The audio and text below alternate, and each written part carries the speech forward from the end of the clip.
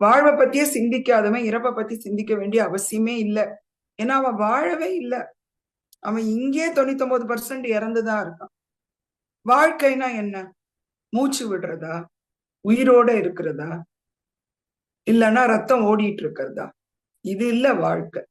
வாழ்க்கைனா நீங்க வாழும்போது முழு விழிப்புணர்வோட வாழ்ந்தீங்கன்னா வாழ்க்கை. புரிதல் இல்லாத வாழ்க்கை எப்பேற்பட்ட ஒரு பணக்காரனும் அங்க பிச்சைக்காரனாதான் இருக்கான்னு அர்த்தம். புரிதலோட வாழ்ந்தீங்கன்னா எப்பேற்பட்ட நிலையில இருந்தாலும் நீங்க மகாராஜாவா இருக்கிறீங்கன்னு அர்த்தம். என்ன புரிதல் வேணும் நமக்கு? இந்த வாழ்க்கையில நடக்கிற ஒவ்வொரு நிகழ்வுக்கும் என்ன காரணம், அது நம்மளோட சம்பந்தப்படுத்திட்டு அடுத்தவங்களையும் கஷ்டப்படுத்திட்டு நம்மளையும் கஷ்டப்படுத்திட்டு இப்படிப்பட்ட வாழ்க்கை தொடரணும்னு வேற நம்ம விரும்புறோம்.